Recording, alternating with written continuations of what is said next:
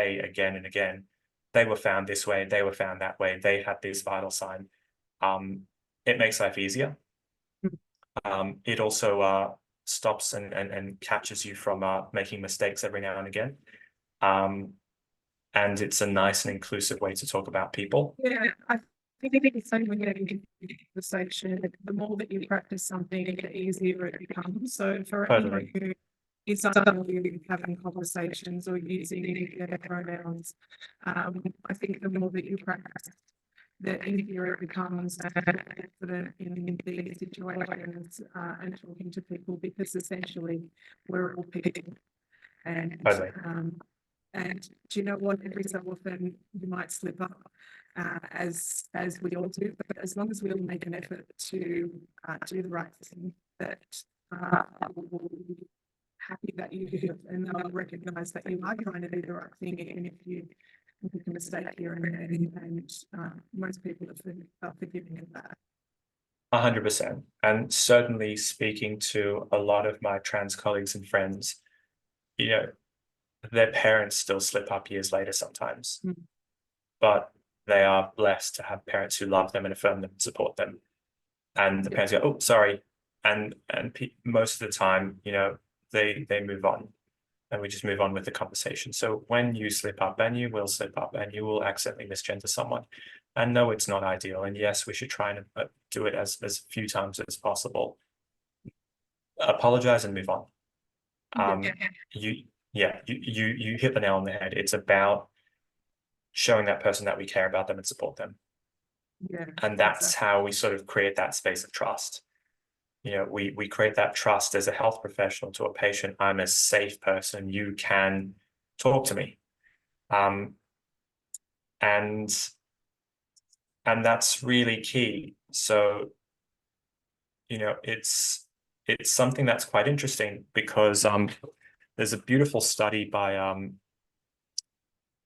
Lisa Kodakek. I apologize, I'm getting her name wrong. In the EMJ from 2018, and there's a group in the States in the emergency department, and they did this brilliant study with hundreds of patients, and they asked hundreds of LGBTQIA patients, or in the paper they called them patients with diverse genders and sexualities, do you want your health professional to ask about your gender identity and sexual orientation? And then they asked the same question to the health professionals. Do you think your patients want you to ask about their gender identity and sexual orientation? And the vast majority of nurse practitioners and nurses and paramedics and technicians and doctors said, "Oh, no, patients don't want us. That's private. We wouldn't ask about that." And then somewhere between 89 and 97% of patients with diverse genders and sexualities were like, yeah, we really want our health professional to ask about this. That is a massive statistic. Huge. And so they had to sort of take a step back and go, well, why? It's because it's a part of me. That's if you're a health professional who's trying to get to understand who I am to treat me, I need you to understand who I am. And the analogy I use for this is when I go to the doctor, I'm not an elite sports player, not by any means. So when I get an MSK injury, I don't want to go through the most aggressive, cutting edge program where I'm going to be doing hours of rehab a day, because I'm not going to do it. I struggle to do the 10 minutes of physio I'm supposed to do once every day. But if I was an elite soccer player, I need my doctor to know that I'm an elite soccer player, because he's going to treat me differently. And if I go to my orthopedic surgeon, I need her to know that I'm an elite soccer player, and she's going to treat me differently. And so it's actually really important as health professionals that we know who our patients are. And it's important to our patients to know that we as health professionals understand them, so that we can give them individualized care and see them as a whole person. The same way that when I go to work and I work with my colleagues, the way I build trust with my colleagues is by letting them into my life. I tell them about me. I'm going on holiday with my partner. Oh, my kid kept me up all night. oh my God, I came downstairs and my daughter made a mess and there was Lego everywhere and I stepped on a piece of Lego and I almost died.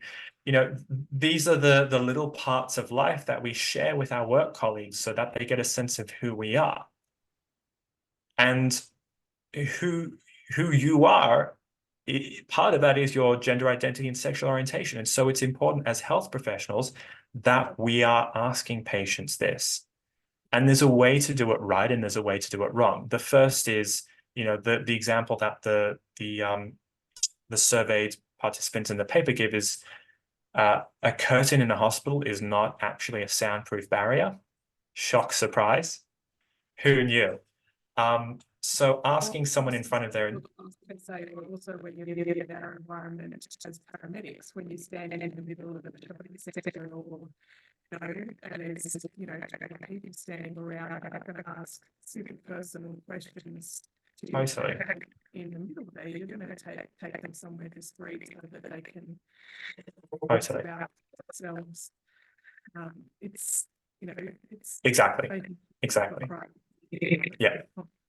And so for a young person, someone between 11 to 12 and 15 years old, that means not, and to be honest, any age, but particularly at that age, not asking these questions in front of their parents is kind of important. So it's common practice in medicine, something that we're not aware of in paramedicine. In medicine, in a GP setting or in a hospital setting, anyone probably over the age of 12 or 13, I will always ask to speak to them alone without their parents in the room. And I will say, hey, what would you like to tell me that you don't feel comfortable talking about in front of your parent? Or, that's the time that I'm going to ask, are you having sex? Are you smoking? Are you drinking? Are you doing drugs? Do you feel safe? Are you in a relationship with someone else? Is that person a boy, a girl, or somewhere in between? And the HEADS protocol is something that we use in pediatrics, and that's probably something that paramedics can familiarize themselves with. The HEADS, it's home, education, eating, activities of daily life, school, sex, drugs and alcohol. And it's a nice acronym to sort of remind you of all these things. Pardon? Up to that. Yeah.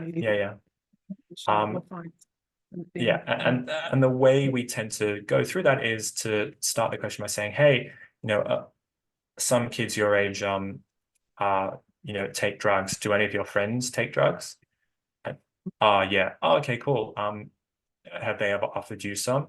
Yeah. Okay. Have you ever done drugs with your friends? Yeah. Okay. No worries. What drugs have those been? As opposed to, do you do drugs?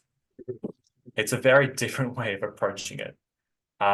So it's like, oh, a lot of people your age are dating. Do you have any friends who are in relationships? Yeah, sure. Okay. Are you in a relationship as well? Oh, okay. Who are you in a relationship with? Not, is it a boy or a girl? Yeah. By asking who and leaving it open, we're not making assumptions, which can be problematic. Because even though we want to make people feel welcome, we often make them feel very isolated and alienated when we make assumptions. So we start interviewing a patient and they go, oh, my kid is at school. We go, oh, okay, can your husband pick them up from school? Like, well, I have a wife, this is a lesbian couple. And oftentimes, a lot of people are very used to this, but it's not ideal and it doesn't create trust between the patient and you. Making assumptions, unfortunately, is something that we all get stuck in. The classic, you get to scene and there's a person with the patient, you go, oh, is this your mom? And it's like, no, that's my sister. Yeah. Awkward. Is that your dad? No, this is my boyfriend. The classic stuff. Making assumptions is just a recipe for disaster. Yeah. Who is this? What's your relationship to my patient? Yeah. How I always say, is this a family member or say it like that? And you include it like, because then you can find out how close this is. Totally. Girlfriend. Yeah. So we really need to avoid assumptions.